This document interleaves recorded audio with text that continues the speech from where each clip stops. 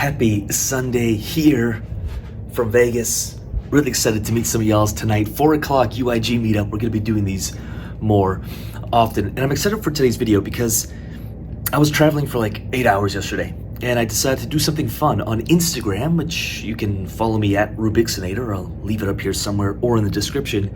I did a bit of a Ask Me Anything. And there were some really good questions asked. I'm gonna actually leave them playing here. I'll kind of recount the whole journey, the whole story up here. But there was a question about, two questions. What did I do before I got into entrepreneurship investing? And what would I have done differently? And I love this question. I think entrepreneurship and investing are very similar in the way you approach it in terms of a mindset. And it took me a long time to learn that. In fact, a lot of times entrepreneurs do really well in DeFi because they do see it as a business. And if someone doesn't have entrepreneurial experience, then they have to spend the first few months kind of gaining from the school of hard knocks. It's a whole different way of thinking. And we're not trained for that. Like in school, we're just taught, bell rings, we go for lunch.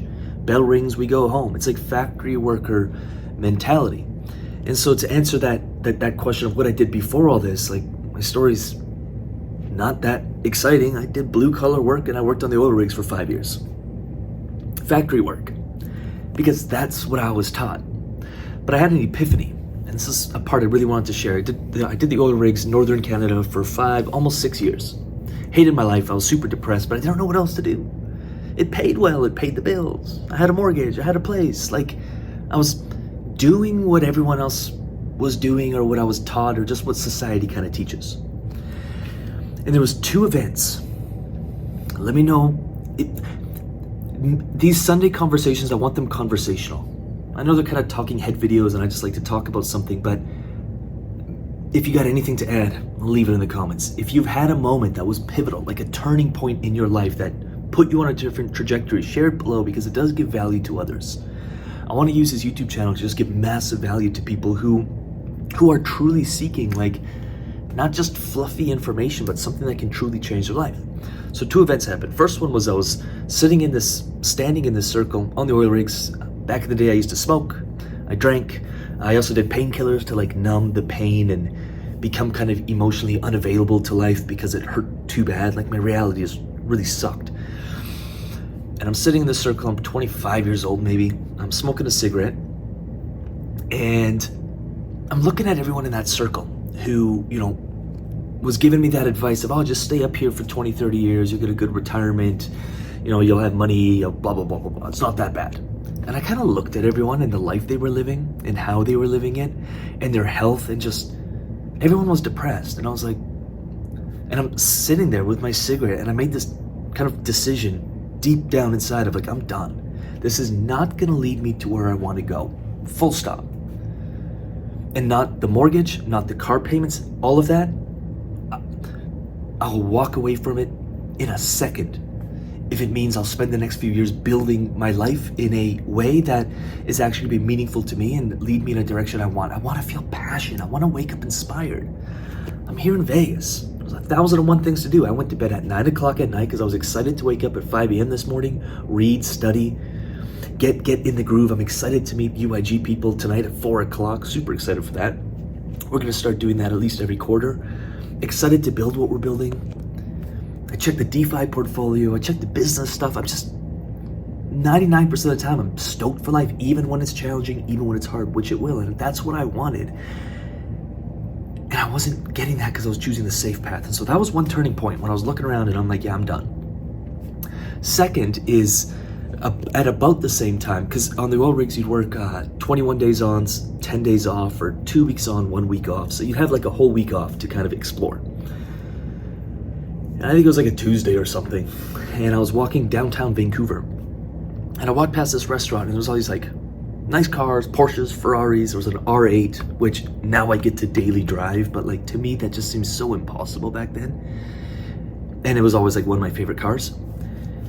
And I saw these guys, it's like 11 o'clock in the afternoon and they're having lunch and they're driving these cool cars. And I was like, these guys don't work on the oil rigs.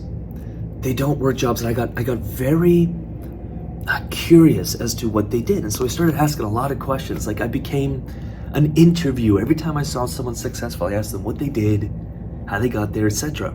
And they did two things. They either did business or they were investors. So they either had a job that was paying them and they were investing that money and they built wealth that way, or they started a business, which isn't the only way, by the way, because the first 4 or 5 years will just eat shit. You'll probably be broke. The first 4 years in business, I didn't pay myself. I went deep into debt. It doesn't have to be the path, but what if you can hitch your wagon onto a business that's seeing a ton of momentum and you can start making 10 grand, 20 grand, 30 grand a month without taking all the risk yourself and then investing that money to actually build wealth. And I just realized, okay, the oil rigs is probably not going to get me there. Yes, they paid well, but after taxes and all said and done, it wasn't enough to move that needle forward like crazy. And that was kind of enough information I needed to say, I'm done, I quit. I had to sell the place because I couldn't cover the mortgage. I had a BMW, I had to sell that because I couldn't afford it. And I moved into like a $500 or $600 a month basement suite in North Vancouver and started my business. And the first few years sucked. And then the few years after that got better. And the few years after that got a lot better. And now it's like, you build momentum. It's almost like you're investing and there's a compound interest on it. And I pinch myself often. It's like sometimes I feel like I haven't even caught up to the reality that is life. I was looking at a car yesterday and I was like, it just seems, it's just a little bit out there. Like I don't think I could afford it. And then I check in with people who help me make these decisions. They're like, dude, you could afford like 8 of them. Like, just go buy one. And so our identity sometimes doesn't catch up to kind of the trajectory or the momentum that you have built. And it's something I've been working on because I came from the dirt, I came from the bottom, and it doesn't take me much. Like this is a beautiful hotel room here in the Venetian, beautiful views, but I would be just as happy staying in some motel down the street for $50 a night. You know, it doesn't ultimately matter to me. So I really respect and love when people come from the bottom because they lack that kind of arrogance or that I'm better than you. Like I know what the bottom's like. And I also get to hang out, you know, sometimes at the top and see people at the top and see people. I'm at a event here for 2 days and some of these guys do $100 million plus a year as entrepreneurs, as investors in their businesses, etc. And I'm just like, that stuff inspires me. But I can also go hang out with someone who, you know, is paving the roads and probably have a great time with them as well because I come from that world. So anywho, what I'm gonna do, because YouTube is a little tricky to sometimes interact because it's like, I talk and then there's comments. But on Instagram, there's a lot more options for back and forth. And so I'm gonna leave my Instagram handle here somewhere. I've been actually having more fun with Instagram because I've been kind of like, I hate Instagram, I hate social media, I'll just do YouTube. But yesterday's experience was actually a lot of fun. And I had some DMs and I got to like really actually, I felt like I got to pour into people or to be able to give a little more than I sometimes can on YouTube on the micro. So would love for you to follow me on Instagram at Rubixinator and then shoot me a DM and say, hey, I found you on YouTube. Happy to be here. And that's that. With that said, looking forward to tonight meeting some of the UIG members here in Vegas at the Venetian. So I will see you soon.